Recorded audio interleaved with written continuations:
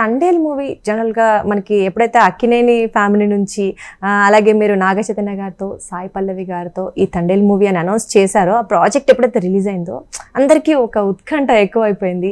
So దాని మీద అంచనాలు కూడా భారీగా పెరిగిపోయాయి. సో ఫస్ట్ థింగ్ అసలు మీకు ఈ ఐడియా ఎలా వచ్చిందంటే ఈ మూవీనే తీయాలి అని, ఈ స్టోరీనే తీయాలి అని?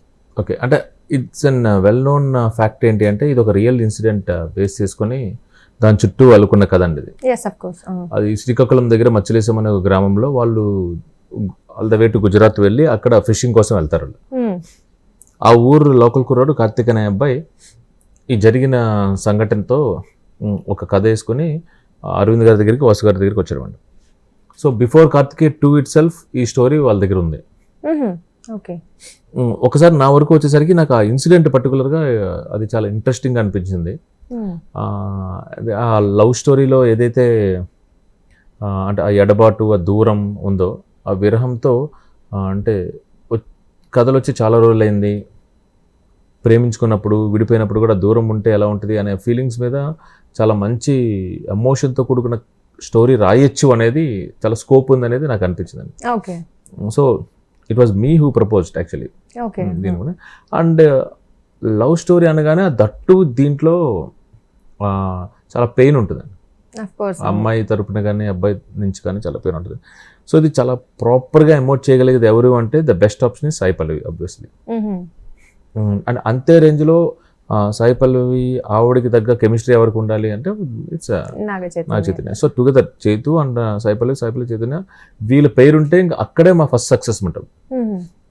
అంటే వాళ్ళిద్దరిది ఎంత మంచి పేరు అంటే మళ్ళీ ఇలాంటి ఎమోషనల్ లవ్ స్టోరీ ఏదన్నా తీద్దామన్నా రాద్దామన్నా కూడా ఈ పేరు ఉంటే తప్పితే ఆ స్టోరీ అంతగా ఎమోట్ అవ్వదు అన్నంత మంచి పేరు వాళ్ళిద్దరిది. సో అంటే మీరు ఎప్పుడైతే ఈ లైన్ విన్నారో అప్పుడే వీళ్ళిద్దరిని పెట్టి తీయాలి ఫిక్స్ అయిపోయారా? అంటే వీళ్ళనే ఊహించుకొని క్యారెక్టరైజేషన్ డిజైన్ చేశారా? అంతేనండి.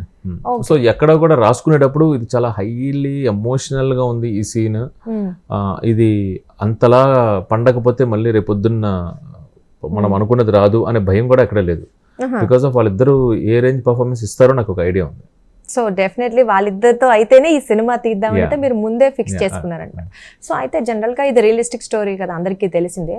సో జనరల్గా రియలిస్టిక్ స్టోరీలు తీస్తున్నప్పుడు మనం ఏది పడితే అది రాయలేము, లైక్ ఊహించింది ఎలా పడితే అలా రాయలేము, దానికి దగ్గరగా ఉండాలి కదా. మరి రీసెర్చ్ ఎలా చేశారు? ఏమేమి ఇబ్బందులు వచ్చాయా? అంటే సినిమాటోగ్రఫీ నుంచి కానీ ప్రొడక్షన్ డిజైన్ వైపు కానీ అంటే వాళ్ళ ఏదైతే కాస్ట్యూమ్స్ ఉన్నాయో వాటి మీదైతే మాత్రం చాలా గట్టిగా రీసెర్చ్ చేసాం. అంటే మా షాపింగ్ కూడా ఆల్మోస్ట్ అక్కడే జరిగింది. సేమ్ ఏరియాలో అదే ఏరియాలో అమృతాల వలస దగ్గర అక్కడిక్కడ జరిగిందన్నమాట.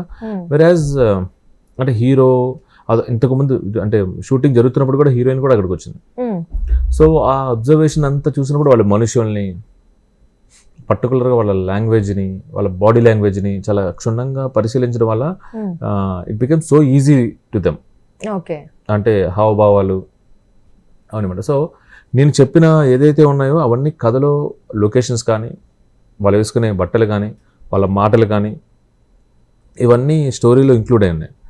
When it comes to love story ఇంకా ఇప్పుడేంటంటే ఇంకా సో ఆ ఎమోషన్స్ మాత్రం మనం చక్కగా రాసుకుని, అంటే వీళ్ళిద్దరి మధ్యలో వచ్చిన ఏదైతే కాన్ఫ్లిక్ట్ ఉందో ఆ కాన్ఫ్లిక్ట్ తగ్గట్టు మనం లవ్ స్టోరీ అనేది యాడ్ చేసాం. ఓకే, లవ్ స్టోరీ యాడ్ చేశారు. సో మిగతాదంతా ఇంకేమేమి యాడ్ చేశారు అంటే ఓన్లీ అంతేనండి, వాళ్ళిద్దరి మధ్యలో ఏదైతే పర్సనల్ లవ్ స్టోరీ ఉందో అది మనం యాడ్ చేసింది. సో వాళ్ళ పరిస్థితులు ఏదైతే ఉన్నాయో అవి యాజ్ ఇట్ ఈస్. ఓకే, పరిస్థితులు అండ్ వాళ్ళ ఫ్యామిలీస్, కెమిస్ట్రీ, ఎవ్రీథింగ్. మీరు ఏదైతే ఊర్లో కానీ ఎక్కడ కానీ ఏమైనా చూసారో అవన్నీ యాజ్ ఇట్ ఈస్ జరిగింది. సో మొత్తానికైతే ఆ స్టోరీ మీరు ఒక రియలిస్టిక్ స్టోరీ తీసారు, సక్సెస్ఫుల్ గా సక్సెస్ అయింది. బట్ మీరు ఎప్పుడైతే ఇది అనుకున్నారో, లైక్ గీతా ఆర్ట్స్ అంటే అందరికీ తెలిసిందే, గీతా ఆర్ట్స్ లో తీసారు అంటే డెఫినెట్లీ అది బ్లాక్ బస్టర్ అవుతుందని.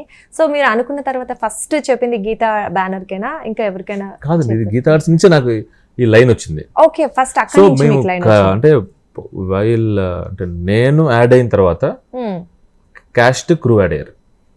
ఓకే, దెన్ బ్యానర్ వాళ్ళు ముందు ఈ మూవీ తీయాలనుకున్నారు, తర్వాత మిగతా ఉన్నారు. So okay, nice. ఇంకా గీతా ఆర్ట్స్ అంటే అందరికీ తెలిసిందే, బ్లాక్ బస్టర్ అనుకోండి. సో దెన్ సాయి పల్లవి మీరు అన్నారు నాగ చైతన్య సాయి పల్లవి మాత్రమే చేయగలరు అది ఇది అన్నారు. సో అంటే కొంచెం లైక్ ఆ స్లాంగ్ కానీ శ్రీకాకుళంకి సంబంధించిన స్లాంగ్ యూజ్ చేయాలి కదా. సో అలాంటివి విషయంలో కానీ వాళ్ళకి ఏమైనా కొంచెం మీరు షూటింగ్ చేసేటప్పుడు ఇబ్బంది అనిపించడం? కొంచెం ఏమి లేదండి. Before shooting it